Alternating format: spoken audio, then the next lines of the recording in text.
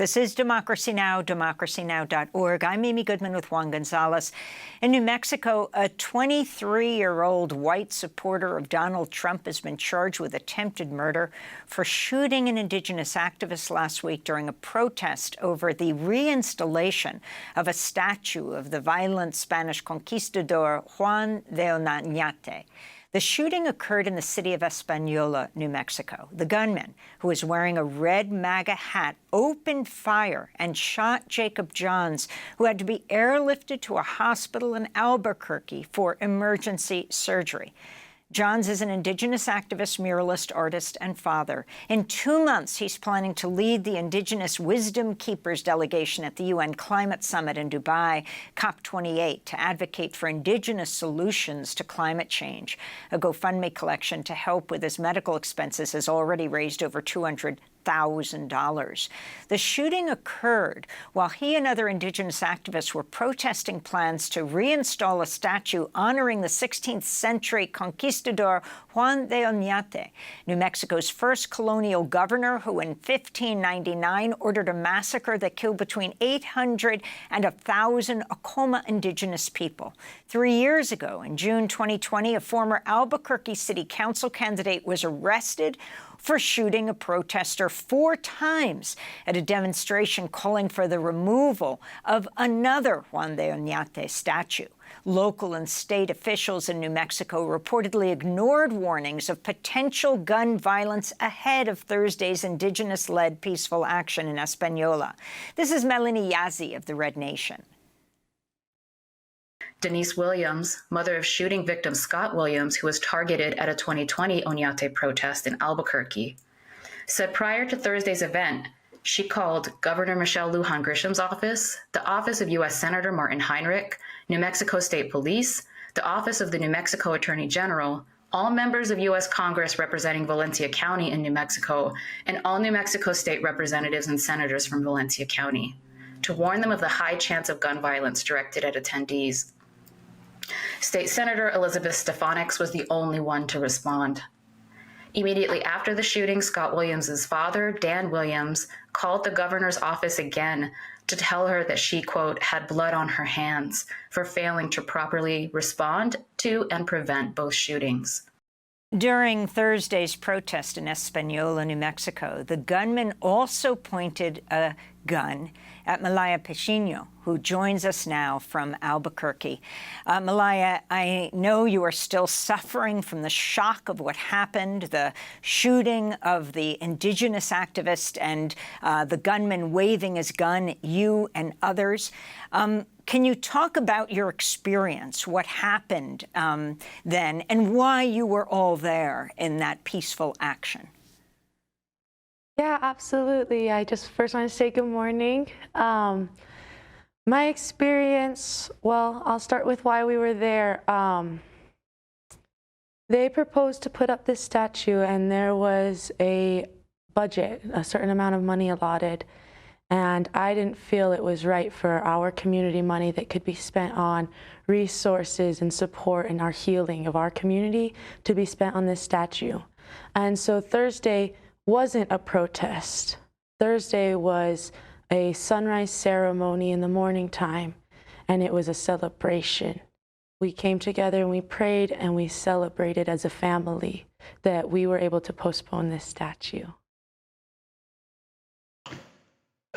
And Malaya, could you talk about who was proposing to install this statue, given the horrific history of Juan de Oñate? In fact, he was, if you could tell our viewers and listeners a little bit about his legacy, he was so cruel that even the Spanish government, colonial government at the time, put him on trial, and they were obviously extremely cruel toward the native populations. And but even they considered had gone beyond the pale.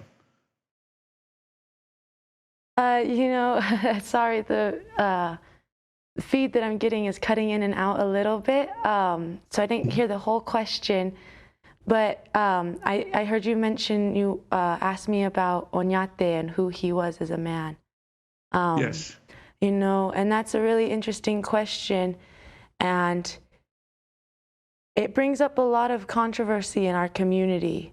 because on one hand, there are the people whose ancestors and whose history was that violence that he committed and was brought from that pain, you know, of him and the suffering that he put our indigenous peoples through. And that's one side of it. And then on the other side of it, you know, we have Spanish people in our community, part of our valley, who he was their ancestry and he was what they feel pride in, you know. And so there is a lot of division going on in our community, and it is a really controversial thing to talk about Oñate. And I think for me, you know, as important as it is to recognize his violence and how much he hurt people, it was less about him as a man and more about the fact that I see pain and suffering in our community, and I see how some funds for the missing and murdered Indigenous women, some funds for our alarming rates of overdoses, our housing crisis, that feels more important than funding a statue being resurrected. And the response of Governor Lujan to calls for her to be aware that there was possible violence, how do you feel she responded in this situation? You know, I haven't really, after the incident, I've just been with family, so I haven't been looking at politicians' responses to the incident, but I do feel that they had a duty to protect us, you know. From the morning time, the shooter was there, and he was watching us, and it was brought to the attention of the police that people felt uncomfortable with him there. And so they had a duty to protect us, and it's my personal opinion that they did not do that. That when you see a rally of people and then you see an opposing side starting to form, that's, you show up, and they didn't show up for us. So that's what I have to say about that. Malaya, you're 23. Apparently, this white gunman who shot Johns is 23 as well. I wanted to turn to the Palestinian activist Mohammed al-Kurd, who spoke at the rally only 15 minutes before Jacob Johns was shot. I am so disgusted by the people here who have nothing better to do, whose lives are so empty that they have nothing better to do than to celebrate the legacy of a murderous war criminal. Life could be so much better. You could build a much better legacy. You could wash your hands off this blood. And yet you decide to do this. Not only should these statues come down, but all land must be given back. Soon after Mohammed al-Kurd spoke, 15 minutes later, the gunman shot Jacob Johns. Malaya, you're still coping with the violence against all of you.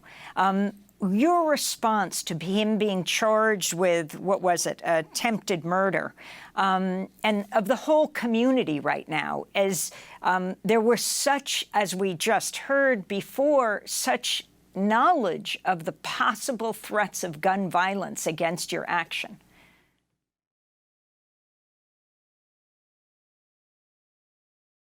Malaya. Sorry, the ending cut out just a little bit.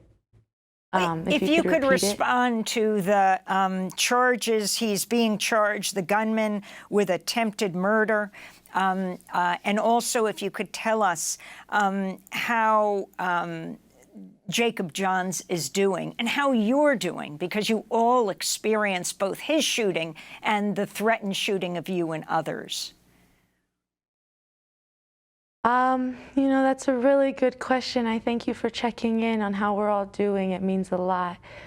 I think that his charge for attempted first-degree murder and aggravated assault because he pointed the gun at me, I think that's fair, because he came there and watching his attitude and the way he carried himself beforehand, it felt like he was getting himself ready, you know, and he would go to the altar and invade a sacred space, You know, so it felt that way, that there was this preparation on both sides, and specifically for him, his own mental preparation.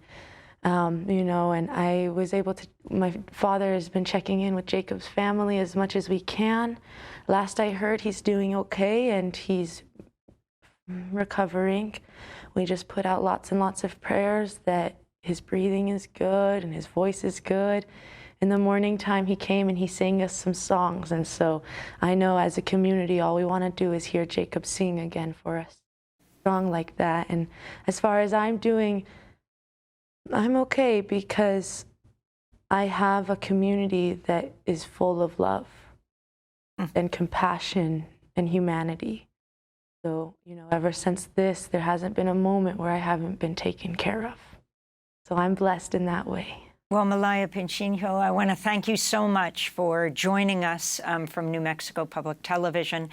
She attended Thursday's peaceful action over the planned reinstallation of a statue of the infamously violent colonizer Juan de Oñate in Española, New Mexico.